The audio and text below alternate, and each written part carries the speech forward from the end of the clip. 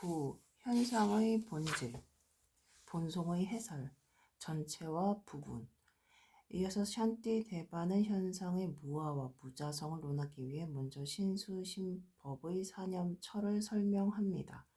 첫 번째로 그는 우리 몸의 본질에 대해 살펴봅니다. 이것은 신체의 일반적인 특성과 구체적인 특성을 두루 탐구한 것입니다. 예를 들면 노화의 과정을 살펴보는 것이나 신체를 구성하는 부정한 요소들을 살펴보는 것들이 있습니다. 이에 대해서는 더 이상 구체적으로 설명하지 않겠습니다. 일반적으로 소승경전에서는 신념처의 명상이 자기 몸의 본질을 통찰하는 방식이라고 말합니다. 하지만 이것은 자신만을 통찰하는 소승적 방식입니다. 만약 신념처와 그 나머지 염처들의 대상을 모든 중생들로 확장할 수만 있다면 그것은 곧 대승보리도가 됩니다. 또한 신수신법의 사념처를 대상으로 공성을 수행하게 된다면 이것은 진재에 초점을 맞추는 유념 명상이 될 수 있습니다. 잇보리 행로는 이들 사념처의 공성에 대한 명상법을 체계적으로 설명합니다. 예를 들어 인간의 몸을 보면 팔다리와 머리 등과 같은 여러 부분들로 구성되어 있습니다. 또한 그 각각이 조합을 이룬 전체도 있습니다. 일반적으로 몸이라고 생각하면 적어도 표면적으로는 마치 형상을 가진 단일한 실체인 양 우리 마음에 나타납니다. 우리는 보통 이와 같이 습관화된 관점을 바탕으로 몸의 다양한 부분과 특징들에 대해서 말을 합니다. 다시 말해 본질적으로는 존재하는 몸이 있다고 느끼기 때문에 그에 따른 부분들에 대해서도 말을 합니다. 하지만 우리가 몸이라고 생각하는 그 부분들에서 실제로 몸이라는 것을 찾는다면 결국은 찾을 수 없다는 것을 깨닫게 될 것입니다.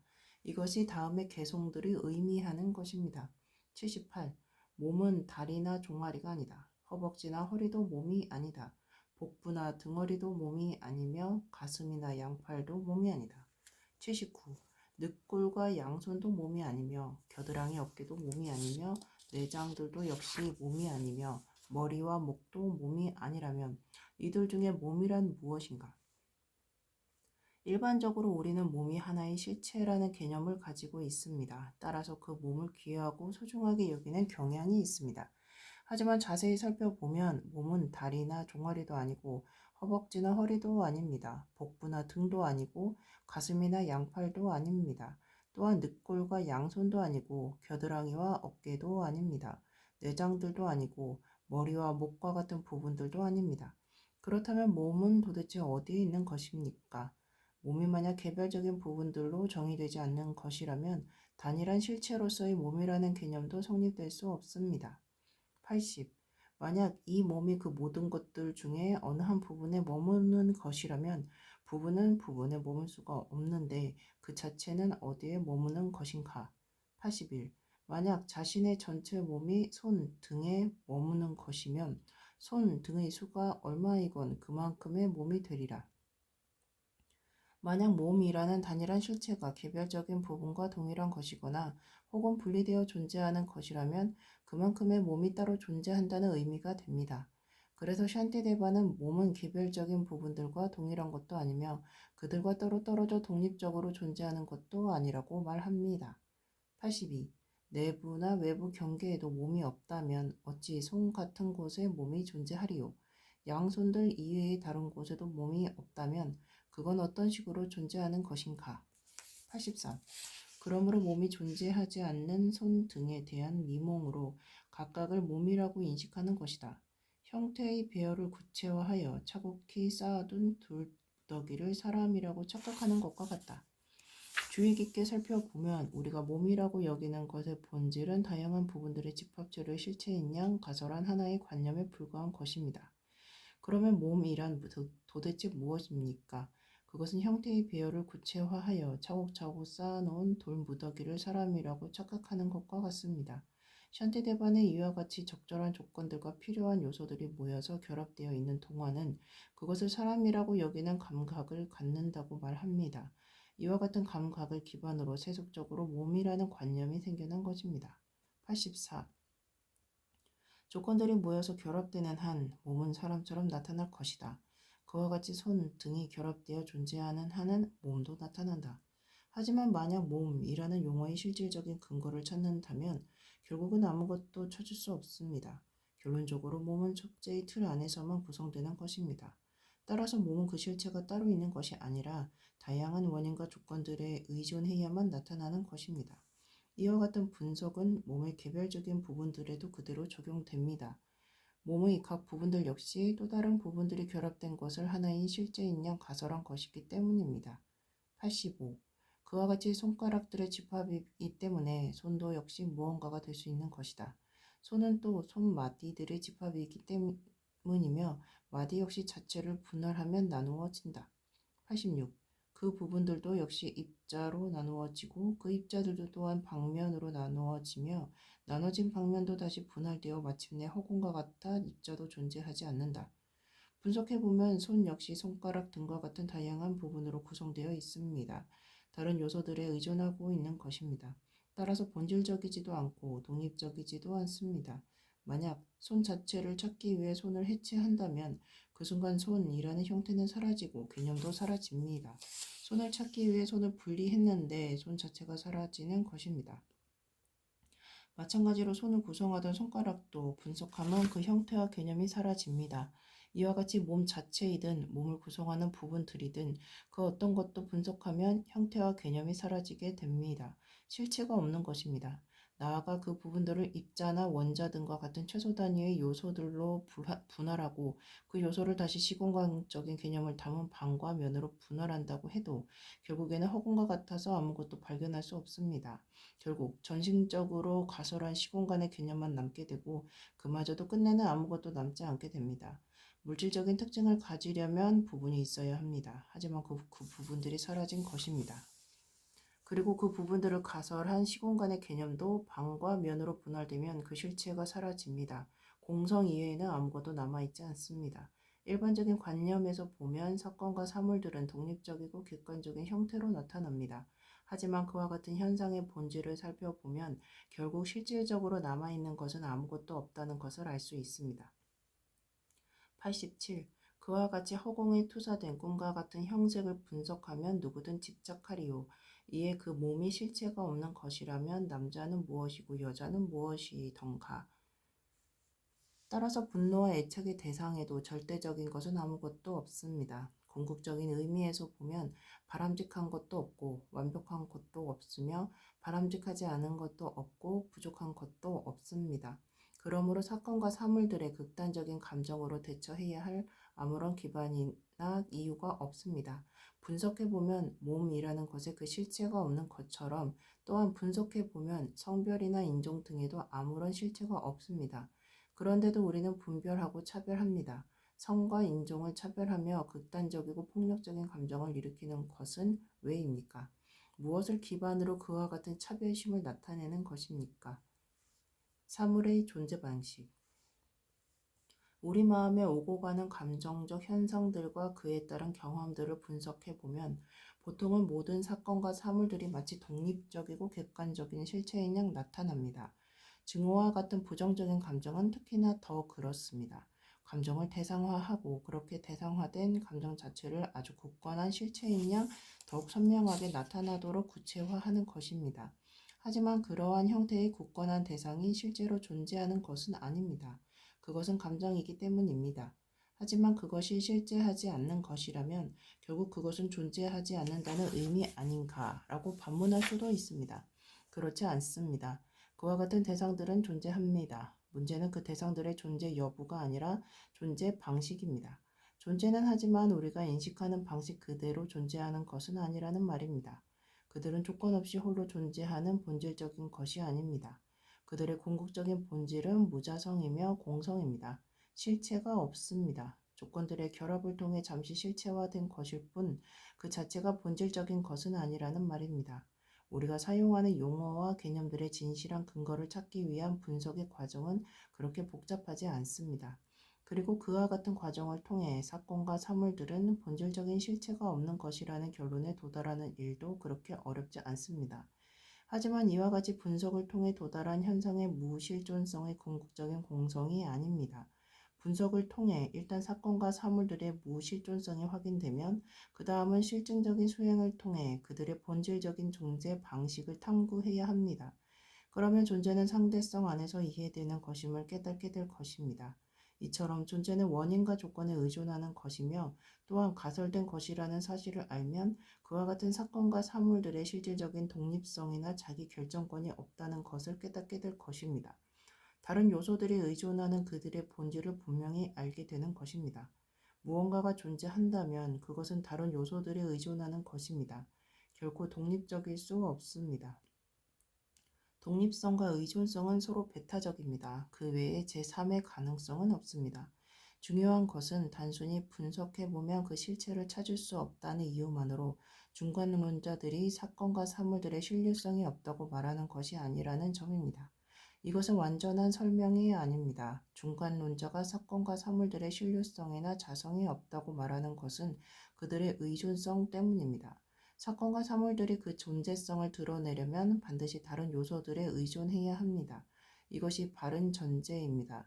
이와 같은 논리는 현상의 상호 의존성을 인정하는 것이기 때문에 허무에 빠진 단견을 제거하는 것입니다. 또한 현상의 신뢰성을 부정함으로써 절대에 빠진 상견을 제거할 수 있습니다. 양변을 동시에 제거할 수 있는 것입니다. 부처님께서는 경전에서 조건들에 의존하여 존재하는 것은 무엇이든 불생의 본질을 가지고 있다고 말씀하셨습니다. 여기서 말하는 불생의 의미는 무엇입니까? 확실한 것은 토끼의 뿔과 같이 비실제적인 것들에 대한 불생을 말하는 것이 아니라는 것입니다. 또한 세속적인 차원에 나타나는 사건과 사물들의 발생을 부정하는 것도 아닙니다. 이에 중간론자들이 말하고자 하는 것은 조건들에 의존하는 일체의 모든 현상은 공성의 본질을 가지고 있다는 것입니다. 다시 말해 다른 요소에 의존하는 것들은 그 자체의 독자적인 본성이 결여되어 있으며 그러한 무자성의 본성이 곧 공성이라는 것입니다. 나가르주나는 중론 근본 송에서 연기에서 발생하는 사건과 사물들은 공한 것이며 의존적으로 가설된 것이라고 말합니다. 그리고 연기법이 바로 상견과 단견의 양변을 넘어선 중도의 길이라고 말합니다. 이 내용은 다음 개송으로 연결됩니다. 왜냐하면 실존하여 발생하지 않은 현상은 아무것도 없기 때문이다. 그러므로 공하지 않은 현상들은 실로 아무것도 존재하지 않는다. 나가르주나의 결론은 공하지 않는 것들은 아무것도 없으며 의존하여 발생하지 않는 것은 아무것도 없다는 것입니다. 여기서 우리는 공성과 연기법의 등식을 볼 수 있습니다. 공성과 연기법이 서로 다르지 않다는 말입니다. 그러므로 사건과 사물들의 무실존성을 다루고 있는 잇보리 행론의 개송들을 읽을 때는 허무에 빠지지 않는 것이 중요합니다. 현상의 본질이 그렇다는 것인데 마치 보이는 현상들을 부정하는 것처럼 곡해하여 아예 아무것도 존재하지 않는다고 말하는 것은 분명 잘못된 결론입니다. 그것은 극단적인 견해입니다. 이와 같은 극단적인 견해는 배제되어야 합니다. 지혜의 개발, 지적인 이해를 넘어 공성에 대한 완전한 깨달음과 공성을 지적으로 이해하는 것은 다릅니다. 공성을 지적으로 이해한 경우는 사물의 연기법에 대한 인식이 여전히 남아 있습니다. 나가르주나의 집경론에 인용되어 있는 경전에서 부처님께서는 공성을 명상하는 데 있어서 이것이 공성이다, 이것이 신료이다 같은 긍정적인 요소가 조금이라도 개입된다면 그것은 여전히 분별의 그물에 사로잡혀 있다는 것을 나타낸다고 말씀하셨습니다.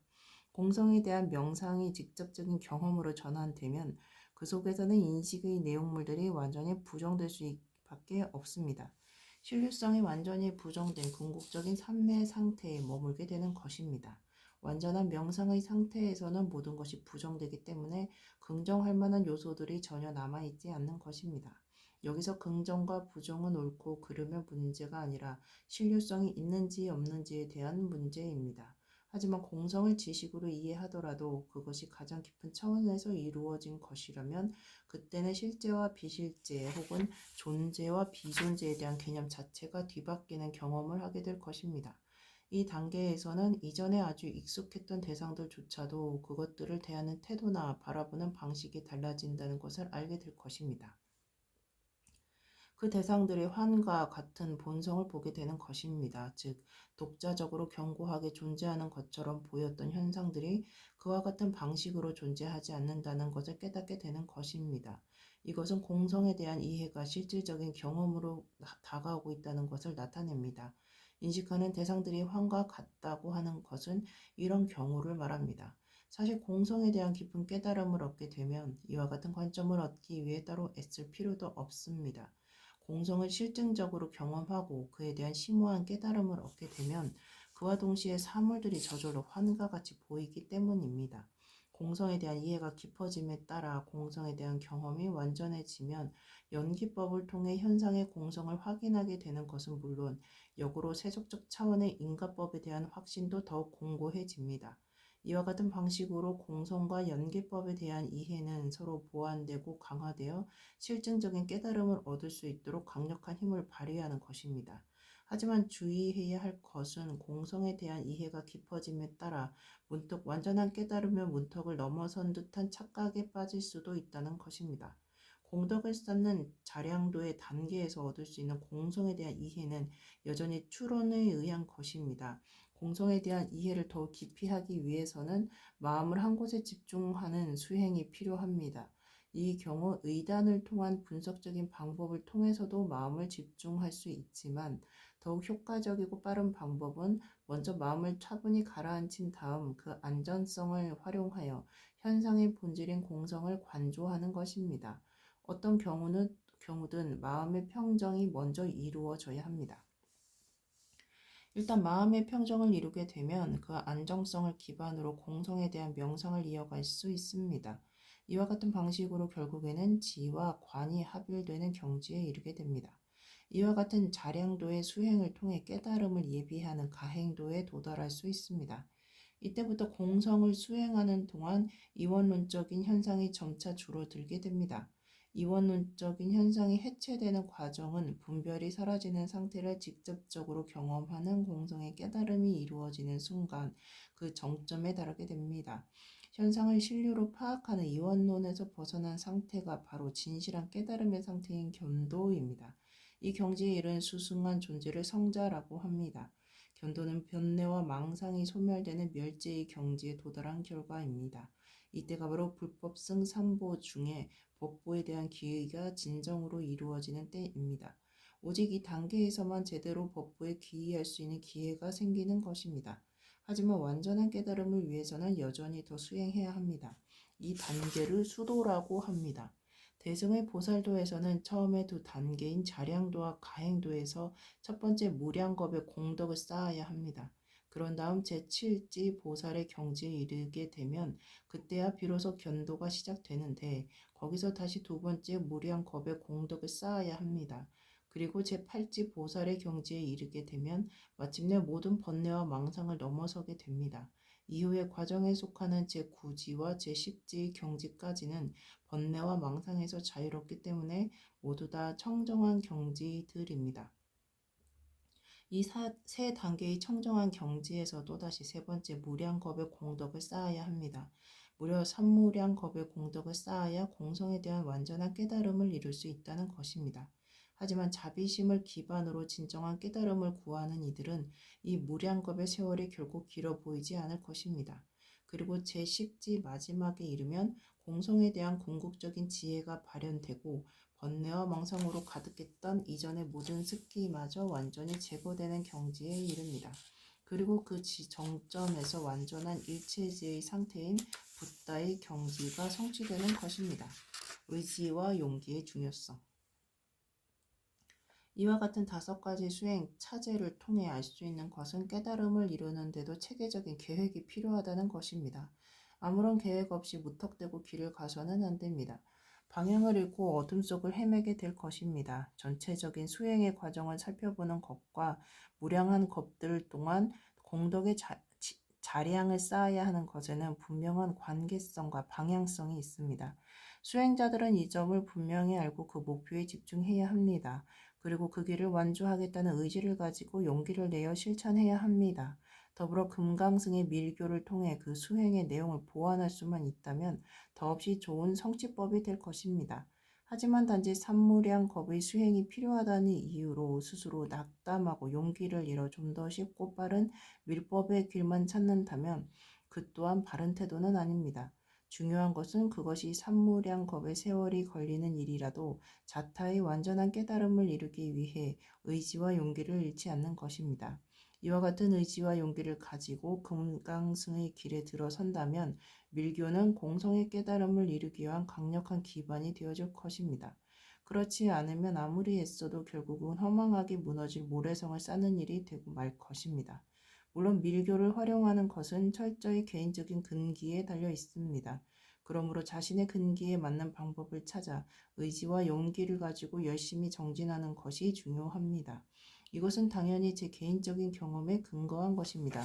저도 한때는 산모량겁이라는 세월이 너무나 길게 느껴진 적이 있습니다. 상상할 수도 없는 산모량겁의 틀 속에서 무한한 정진의 세월을 보내는 것이 거의 불가능에 가까워 보였기 때문입니다. 그보다는 밀교의 길이 훨씬 쉬워 보였던 것도 사실입니다. 확실히 밀교의 길은 빠르고 강력합니다. 그래서 특별히 더 끌리는 면이 있습니다. 하지만 시간이 흐르면서 저의 마음도 조금씩 바뀌기 시작했습니다.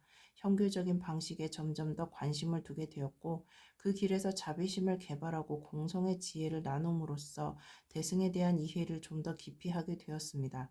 이와 같은 회향이 점점 더 유익한 결과를 맺기 시작하면서 이타 중생의 의지와 용기는 더욱 깊어졌으며 따라서 산무량겁의 세월도 결국 길어 보이지 않게 되었습니다. 용기 내어 힘차게 정진하는 일만 남은 것입니다. 본송의 해설. 다음은 감각의 공성을 살펴보는 수념처에 대한 명상입니다. 샨티데바는 다음의 개송들을 통해 감각에 대한 공성을 살펴봅니다. 88. 만약 고통 자체가 실제로 존재하는 것이라면 어떻게 그것은 안락을 방해하지 않는 것인가? 안락이 존재한다면 슬픔과 고통 등의 경험에 재미 등은 어찌하여 즐거움을 주지 못하는가? 89. 더 강한 힘에 압도되어 있기 때문에 그것이 경험되지 않는 것이라고 한다면 그렇다면 경험 자체가 안 되는 것인데 그때 감각은 어떤 방식으로 존재하는가? 90. 고통의 감각이 미시한 상태로 남아있게 된다면 그에 대한 거친 감각은 제거된 것 아닌가? 그것은 오히려 다른 형태의 기쁨이라고 한다면 하지만 미세한 상태는 여전히 그대로 남아있다. 91. 만약 그와 상관되는 조건이 생겨난다면 고통은 생겨나지 않을 것이라고 한다면 그것은 감각을 실제하는 것처럼 분별한 것이므로 성립이 될 수 없는 것이 아닌가. 만약 아픔과 고통의 느낌이 따로 독립적으로 존재한다면 그것들은 다른 요소에 의존하지 않는 것입니다. 따라서 그와 같은 느낌이 즐거운 경험을 하는 것도 불가능해집니다. 마찬가지로 행복이 따로 독립적으로 존재한다면 슬픔이나 아픔 혹은 질병 등의 경험은 걱정하지 않아도 될 것입니다. 또한 기쁨이나 즐거움이 본질적으로 존재하는 것이라면 비극적인 상황이 눈앞에 펼쳐져도 여전히 평소에 하던 대로 잘 먹고 잘 누리며 편안하게 느낄 것입니다.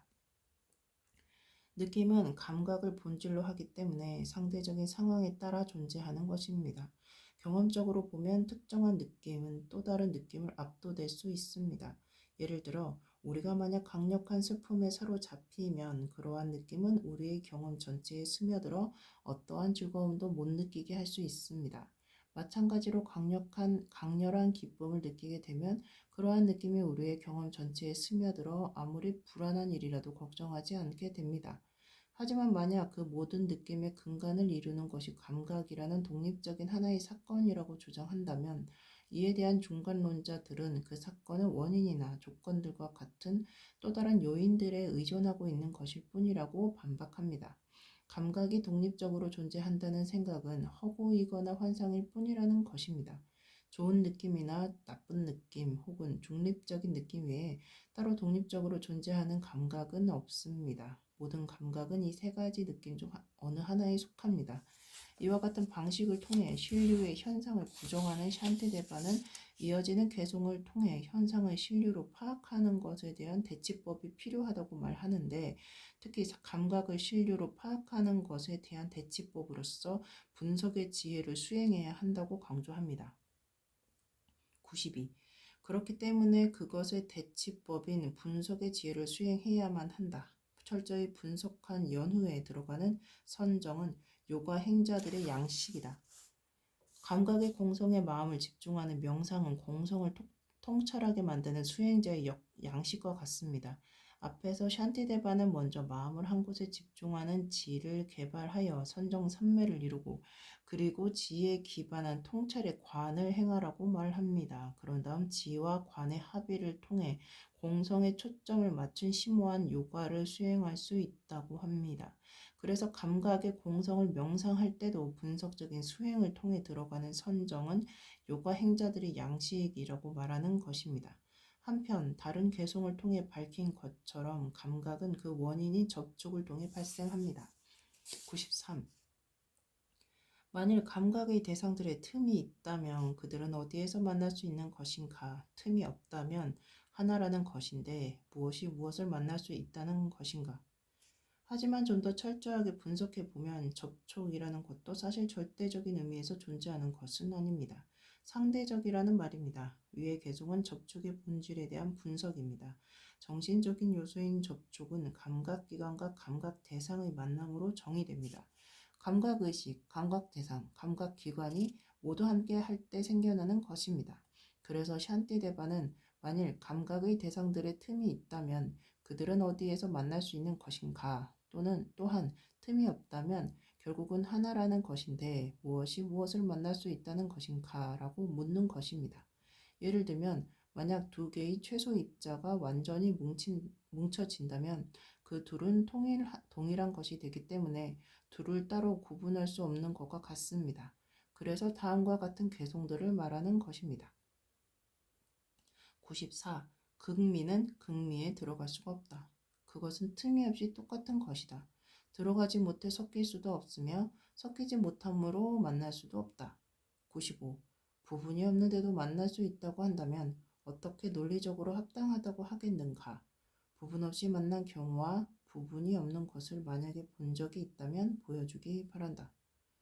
그뿐만 아니라 샨티데바는 의식은 물질적인 것이 아닌데 물질과 접촉한다고 하면 말이 되지 않는다고 말합니다. 도대체 무엇이 의식과 접촉할 수 있다는 것인가? 라고 묻는 것입니다. 96. 의식은 몸이 없는 것인데도 접촉한다면 합당하지가 않다. 결합 또한 실제할 수 없음은 앞서 이미 분석한 바와 같다. 97.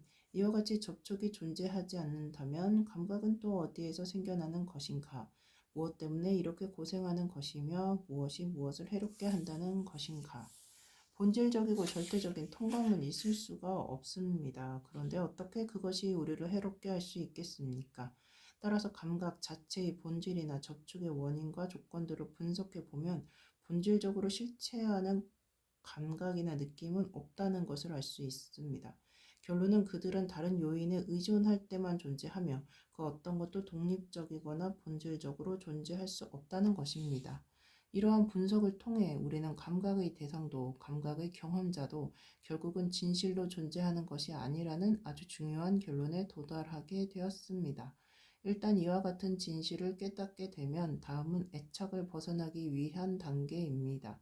이것은 다음의 개송에서 살펴볼 수 있습니다. 98. 아무리 감각의 주체가 없다면 감각도 역시 존재하지 않는다. 지금 이 순간 이것을 보면서도 왜 애착을 버리지 않는 것인가? 샨티데바는 감각 주체가 없다면 감각 자체도 존재할 수 없다고 말합니다. 감각이 독립적으로 존재한다고 주장할 수 있는 근거가 없기 때문입니다. 감각과 동시에 일어나는 의식이나 마음은 사실 감각을 자율적으로 인식할 수 없는 것입니다. 99. 마찬가지로 시각과 촉각도 역시 환문과 같은 자기 본성을 지닌다. 마음은 동시에 발생하기 때문에 그 감각은 볼 수가 없는 것이다. 100. 이전에 생겼고 이후에 생길 것이라도 기억되는 경험은 현재의 것이 아니다. 자체적으로도 경험될 수 없는 것이며 다른 것으로도 경험되지 않는 것이다. 101. 어떠한 감각 주체도 존재하지 않으며 따라서 감각 자체도 존재하지 않는다. 그런데도 자아가 부재한 이 집합체의 감각이 어떻게 해롭게 한다는 것인가? 이전에 발생한 감각이든 이후에 발생할 감각이든 그 감각을 인식하는 의식은 각각 과거와 미래의 것이지 현재의 감각이나 현재의 감각을 인식하는 의식은 아닙니다. 이전의 순간들은 더 이상 현존하지 않으며 오직 그때의 감각이 기억으로만 남아 있습니다. 이후의 순간들 역시 회상을 통해 만들어진 기억일 뿐입니다. 이 또한 현존하는 것이 아니라 회상하던 그때의 기억으로만 남아있는 것입니다. 더불어 그와 같은 감각을 느끼는 경험 주체도 없습니다. 결론은 감각이나 느낌은 독립적인 실체가 없다는 것입니다. 이와 같이 감각의 무신류성 혹은 무자성을 통찰함으로써 수념처의 명상을 완수할 수 있습니다. 마음의 공성에 대한 유념. 다음은 신념처에 대한 명상입니다. 그에 대한 명상은 정신적인 의식의 신류성이나 독립성을 부정하는 것에서 시작합니다. 102. 의식은 감각기관에 존재하는 것도 아니고 색등에도 아니고 그 중간에도 있지 않다. 내부에도 심의식은 없고 외부에도 없으며 다른 것에서도 찾을 수 있는 것이 아니다. 103. 그것은 몸에도 없고 다른 곳에도 없으며 섞이지도 않고 분리가 되는 것도 아니다. 그것은 어디에도 존재하지 않는다. 고로 유정 중생은 본래의 자성이 곧 열반이다. 마음은 몸 안이나 몸 자체 또는 그 사이 어딘가에서 온전하게 존재할 수 있는 것이 아닙니다. 또한 몸과 따로 떨어져 완전히 독립적으로 존재할 수도 없습니다. 완전한 실체를 가진 마음은 존재할 수 없기 때문입니다. 신류성이 없는 것입니다. 따라서 이와 같은 마음의 본성을 깨달았을 때 해탈 열반의 가능성이 열립니다.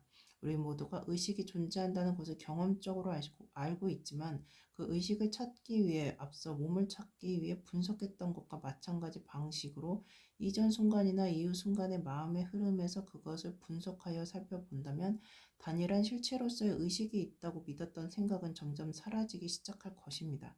분석하면 할수록 의식의 신뢰성이 사라지게 되기 때문입니다. 실제로 존재한다고 믿었는데 알고 보니 그 실체가 없는 것입니다.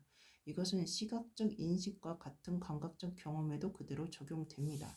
그러한 감각들 역시 똑같은 본질을 가지고 있기 때문입니다. 104. 인식 대상 이전에 의식이 생겨났다면 그 의식은 무엇을 보고 생긴 것인가? 의식과 인식 대상이 동시에 생겼다면 그 의식은 무엇을 보고 생긴 것인가? 105-1. 반대로 인식 대상 이후에 의식이 생긴다고 하면 그때의 의식은 대상도 없이 무엇에서 생기는가? 만약 감각적 인식과 같은 의식이 그 감각의 대상과 함께 동시에 발생한다면 그것은 그 둘의 순차가 따로 없다는 말이 됩니다. 그런데 의식은 대상이 존재해야 그것을 인식할 수 있습니다. 하지만 그 둘이 동시에 존재한다면 그 둘 사이에는 순차가 성립되지 않는데 어떻게 그 대상을 인식할 수 있겠습니까? 다른 한편으로 대상이 먼저 존재하고 그런 다음에 그에 따른 의식이 나중에 온다면 즉 순차적으로 전멸한다면 그 의식은 오직 대상이 소멸한 다음에만 생길 수 있는 인식입니다. 그렇다면 대상은 이미 소멸하고 없는 것인데 의식은 대체 무엇을 인식하는 것입니까? 그 어느 것도 실체가 없는 것입니다. 이와 같은 분석은 감각의 인식이나 감각의 대상에도 그대로 적용할 수 있습니다. 결론은 감각이든 인식이든 대상이든 의식이든 그 어떤 것도 고정된 실체가 없다는 것입니다.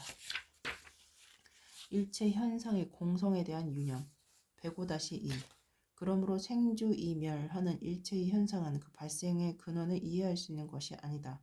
일반적으로 현상의 신류를 주장하기 위해 논리를 펴는 이들은 현상으로 나타나는 사건과 사물들이 기능을 가지고 있으며 그에 따라 특정한 조건들이 특정한 사물을 생성하고 특정한 환경들이 특정한 사건을 일으킨다고 합니다.